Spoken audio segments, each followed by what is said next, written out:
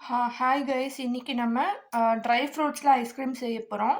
So அதுக்கு தேவையான ingredients வந்து 1/2 லிட்டர் பால், அதாவது 500 ml பால் எடுத்திருக்கேன். தென் ஒயிட் சுகர் எடுத்திருக்கேன். இது கம்ப்ளீட்லி ஆப்ஷனல் தான். ஸோ உங்களுக்கு வந்துட்டு ஒயிட் சுகருக்கு பதிலாக நீங்கள் ஆர்டிஃபிஷியலாக, அதாவது ஹெல்த்தியான பனங்கற்கண்டு கூட பவுடர் பண்ணி போட்டுக்கலாம். தென் அது கூட 1 ஸ்பூன் வந்துட்டு கொக்கோ பவுடர் எடுத்திருக்கேன். அண்ட்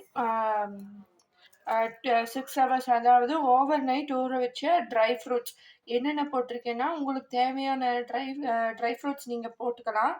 ஸோ நான் வந்து பாதாம், முந்திரி, இது டேட்ஸ், நான் அது மட்டும் போட்டிருக்கேன். ஸோ வாங்க இப்போ நம்ம எப்படி செய்யறதுங்கிறது பார்க்கலாம். இப்போ வந்து நம்ம பாலை வச்சுருக்கோம். பால் நல்லா காயணும். காஞ்சதுக்கப்புறம் இந்த dry fruits, then sugar and இந்த ஹர்ஷீஸோட கொக்கோ பவுடர், இதை 3வும் நல்லா போட்டுக்க போகிறோம். வெயிட் பண்ணுங்கள் பால் காயிற வரைக்கும். பால் ஃப்ரீசரில் வச்சதுனால கொஞ்சம் கெட்டியாயிடுச்சு. நீங்கள் ஃப்ரீசரில் வைக்க வேண்டாம். அப்படி சப்போஸ் ஃப்ரீசரில் நீங்கள் வைக்கிறீங்கன்னா மார்னிங் எழுந்த உடனே எடுத்து இந்த தண்ணியில் போட்டு வச்சுருங்க. நீங்கள் தண்ணியில் போட்டாலும் சரி, இல்லை ஒரு பாத்திரத்தில் பேக்கெட்டோடு வச்சாலும் சரி, சீக்கிரமாக இது கட்டியெல்லாம் இல்லாமல் நீங்கள் நல்லா அதை உடச்சி விட்டுக்கோங்க. ஏன்னா பால் தெரிஞ்சு போகிறதுக்கு கூட வாய்ப்பு இருக்குது. இது பேக்கெட் பால் இருக்கிறதுனால நான் கொஞ்சம் தண்ணி மட்டும் ஊற்றிக்கிறேன். ஸோ ஒன்ஸ் பால் நல்லா பொங்கி மேலே வந்ததுக்கப்புறம் நான் இப்போ உங்களுக்கு காட்டின இன்க்ரீடியன்ட்ஸ் எல்லாம் ஒரு பொருளாக போட்டு அடுப்பை வந்துட்டு சிம்மில் வச்சுக்கலாம்.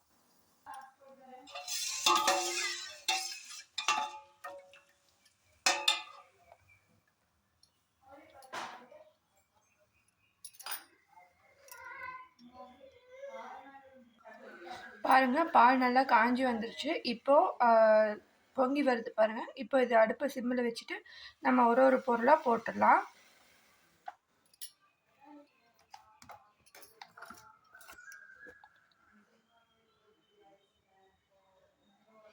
இப்போது நம்ம ட்ரை நட்ஸை போட்டுக்கலாம்.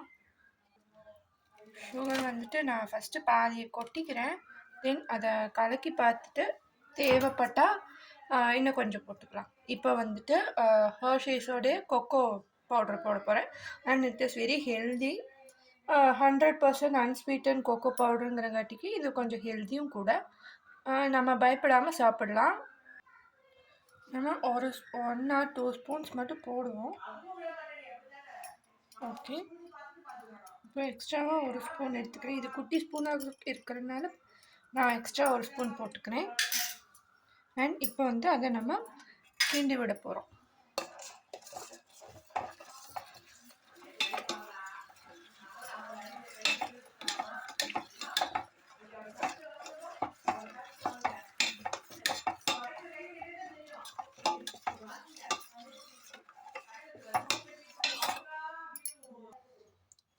தென் கான்ஸ்டண்ட்டாக இது பாருங்கள், இப்படி நல்லா கிண்டி விட்டுக்கிட்டே இருக்கணும்.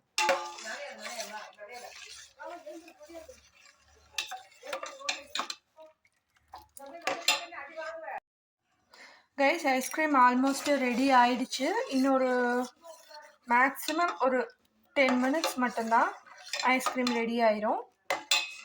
அதுக்கப்புறம் இதை ஆற வச்சு மிக்சியில் போட்டு அரைச்சிட்டு ஒரு மோல்டில் போட்டு ஃப்ரீசரில் வச்சு 9 ஹவர்ஸ்க்கு அப்புறம் எடுத்து சர்வ் பண்ண ஐஸ்கிரீம் ரெடி. அவ்வளோதான் கைஸ், ஐஸ்கிரீம் ஆயிடுச்சு. நான் உங்களுக்கு பிளெண்ட் பண்ணிவிட்டு காட்டுறேன்னு சொன்னேன். என்னால் காட்ட முடியலை, சந்தர்ப்ப சூழ்நிலையினால் என்னால் காட்ட முடியலை. இது நான் ஒரு 11 o'clock போல் வந்துட்டு ஃப்ரீசரில் வச்சேன். ஸோ இப்போது டைம் வந்துட்டு 9 o'clock ஆகுது. கிட்டத்தட்ட 10 ஹவர்ஸ்க்கு 9 to 10 ஹவர்ஸ் ஆயிடுச்சுன்னு நினைக்கிறேன்.